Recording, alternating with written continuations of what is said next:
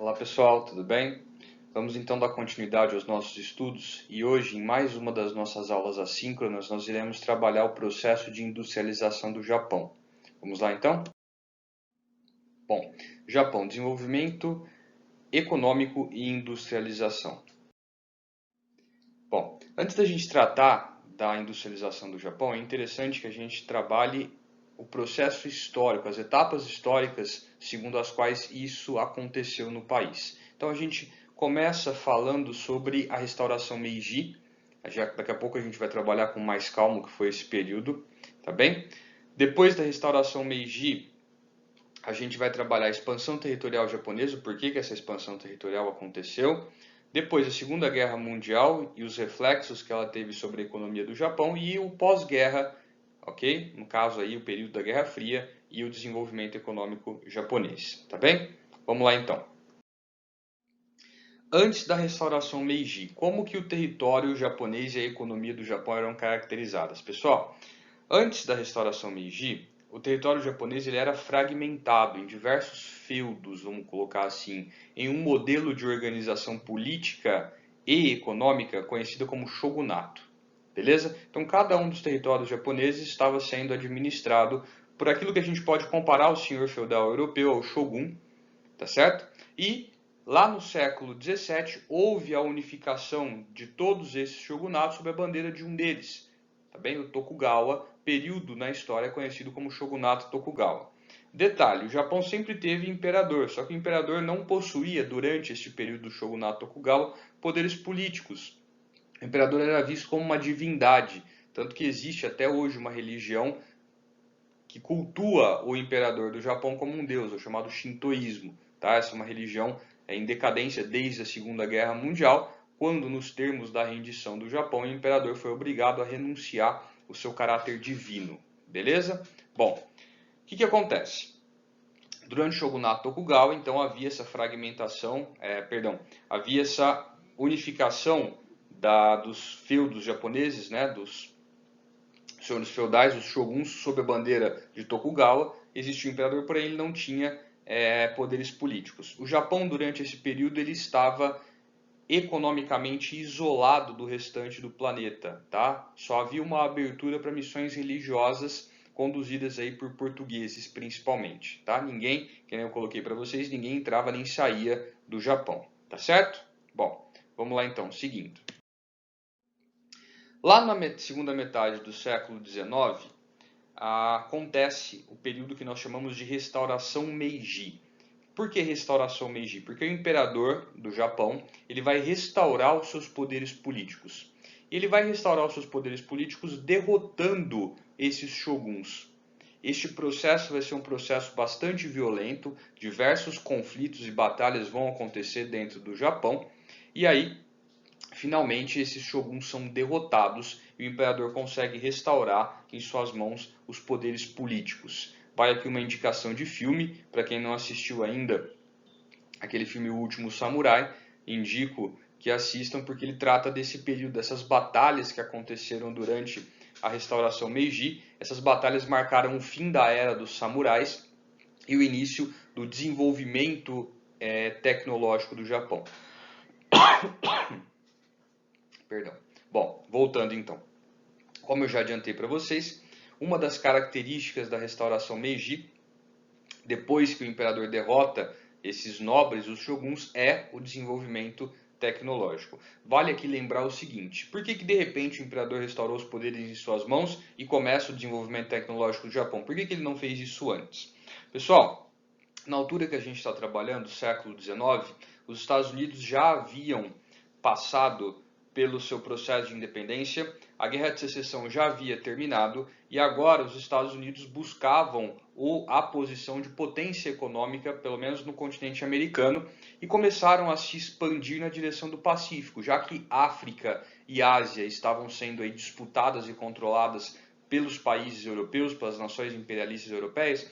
Os norte-americanos se voltam para o Pacífico e é aí que eles vão entrar em contato com os japoneses, que eles vão passar a conhecer o Japão e vão se deparar com o seguinte cenário: um país fechado, completamente arcaico, sem qualquer tipo de tecnologia, e os norte-americanos vão vislumbrar no Japão uma possibilidade gigantesca de investimento. Qual possibilidade? Bom, nós vamos levar ao Japão toda a tecnologia que nós temos, estradas de ferro, telégrafos, enfim, e aí nós vamos lucrar com isso. Pois bem, o imperador viu esse interesse dos Estados Unidos com bons olhos. Quais olhos ele viu? Eu vou usar os norte-americanos para derrotar os meus rivais políticos, os shoguns, e recentralizar os poderes em minhas mãos. Então eu vou usar da ajuda dos norte-americanos para este processo, para que assim eu possa então atender aos interesses deles. Não vai ser bem assim que vai acontecer, tá certo? Mas essa primeira parte, ela ocorre do jeito que eu descrevi. Então, o imperador, juntamente com a ajuda militar dos Estados Unidos, que forneceram armas e treinamento aos soldados do exército imperial, ele vai derrotar os shoguns, promover então o que a gente chama de restauração Meiji, tá certo? Bom, esse período é caracterizado pela modernização do Japão, que nem eu falei para vocês, com grande participação dos Estados Unidos, que tinham interesse em vender essas tecnologias ao país, tá bem? Os feudos, os antigos shoguns são eliminados, tá certo? O Japão ele se integra no capitalismo industrial, então surgem as classes sociais. Começa aí um processo maciço de alfabetização e qualificação da mão de obra para que ela possa trabalhar nessas indústrias.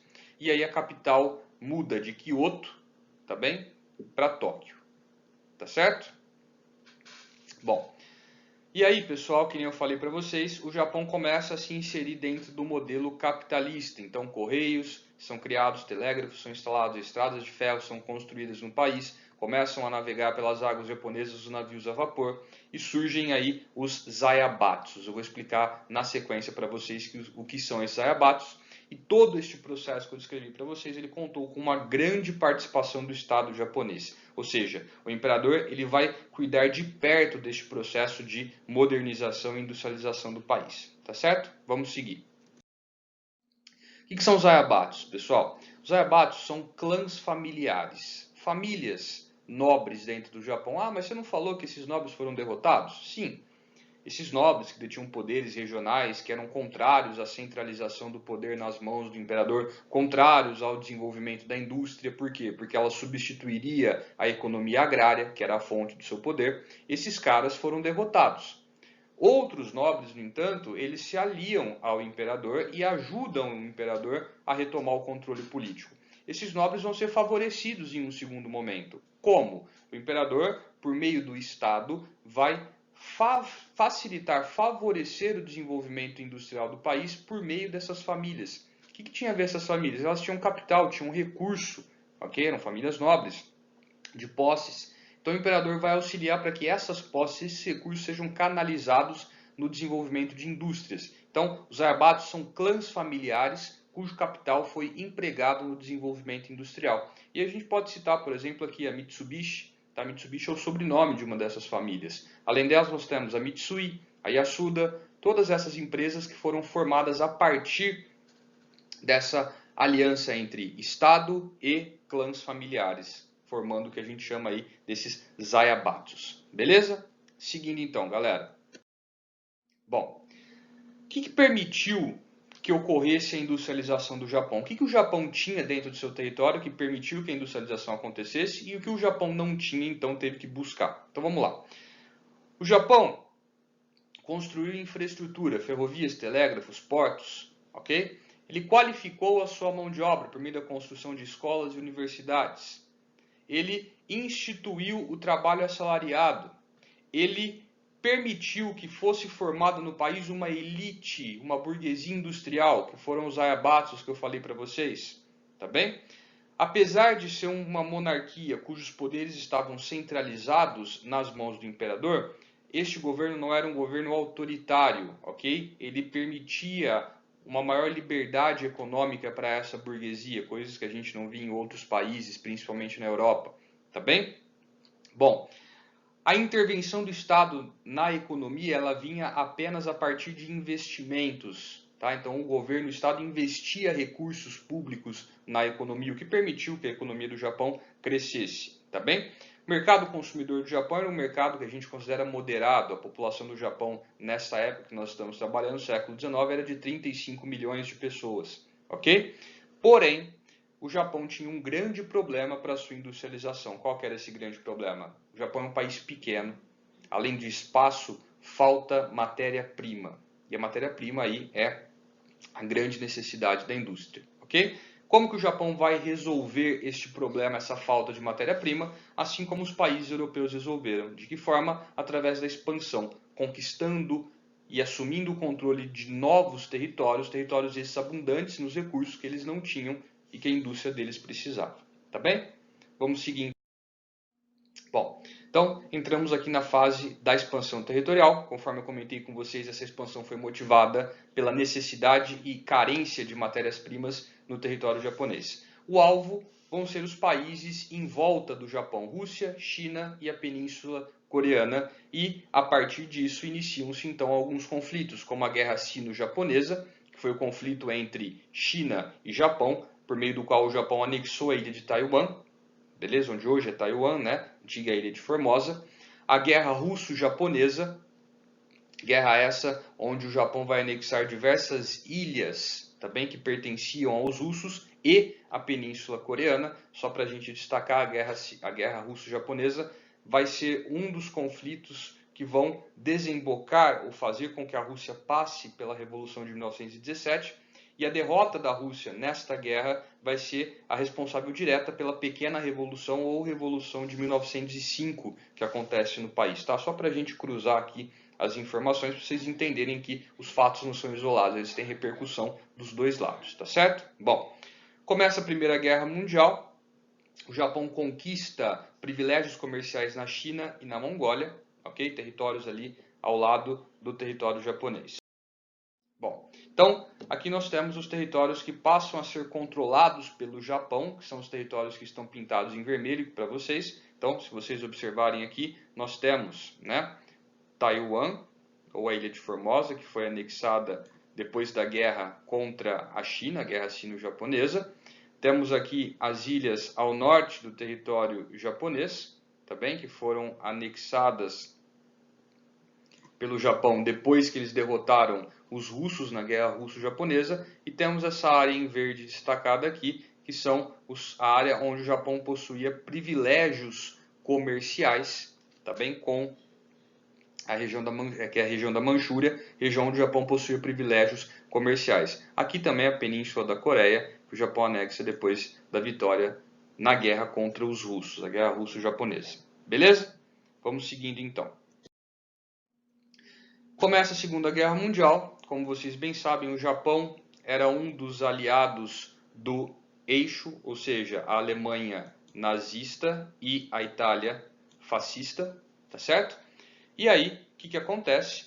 Como aliado dos fascistas, o Japão então ele vai promover aquele ataque infame a Pearl Harbor, aquele ataque aéreo promovido pela Marinha e pela Força Aérea Japonesa,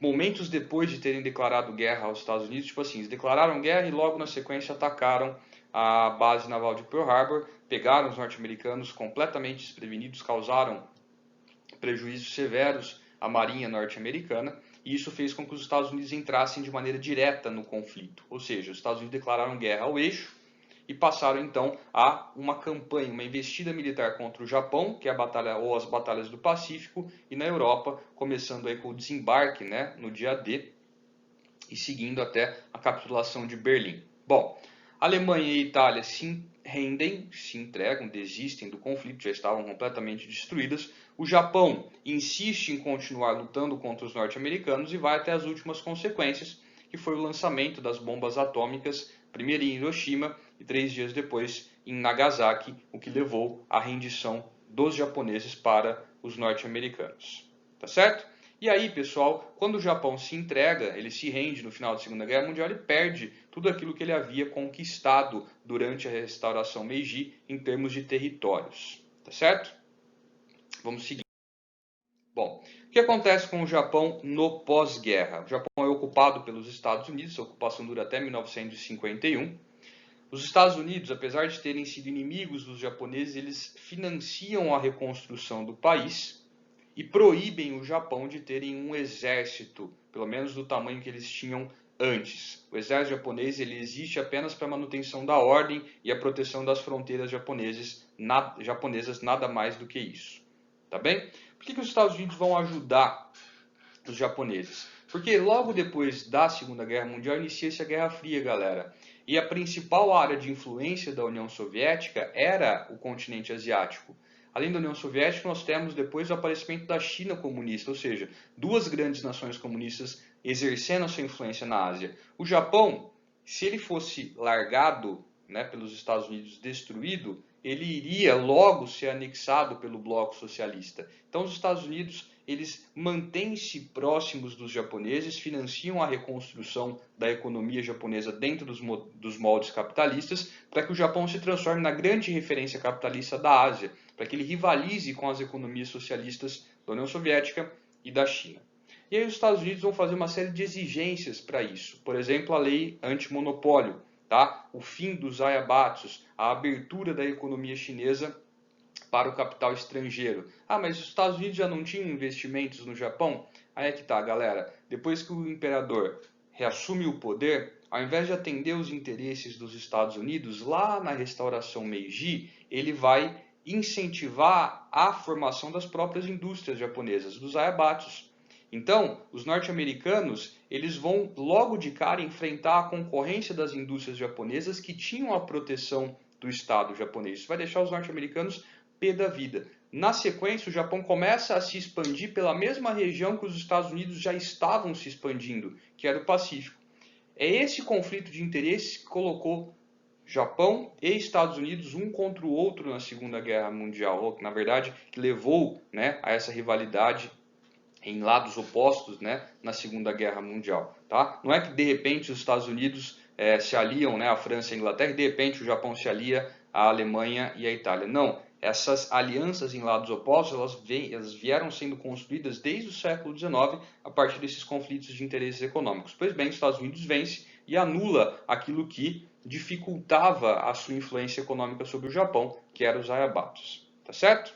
Bom, então vamos lá para a gente poder terminar. Com a ajuda dos Estados Unidos e essa reconstrução financiada por eles, o Japão começa a se despontar como um centro de referência na produção de tecnologia. Tá certo? O Japão muda o foco da sua indústria, da indústria pesada para a indústria tecnológica e transforma-se em uma referência nessa área. Tá bem? Bom, vamos lá para a gente. E aí, pessoal, quando nós temos o fim da Guerra Fria ali, no final da década de 80, comecinho da década de 90, onde o interesse dos Estados Unidos em manter uma economia capitalista forte na Ásia não existia mais, afinal a União Soviética já tinha se dissolvido, ou seja, a ameaça comunista já tinha acabado.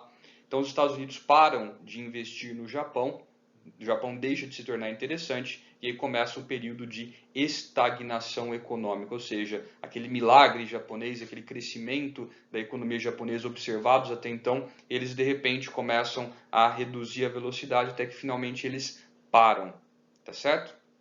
E aí nós temos as diversas crises econômicas que o capitalismo vai enfrentar a partir da década de 90, como a crise de 2008, tá bem? Que vai afetar o Japão. Por quê? Porque essa crise estoura no setor imobiliário e bancário e isso, óbvio, né? Você entendendo que o Japão tinha investimentos nesses setores nos Estados Unidos, eles também acabam sendo prejudicados. Tá certo? Bom, pessoal, então espero que vocês tenham entendido esse assunto sobre a industrialização do Japão, todas as etapas, né? As etapas históricas e as características de cada uma delas. Caso vocês tenham alguma dúvida, estou à disposição.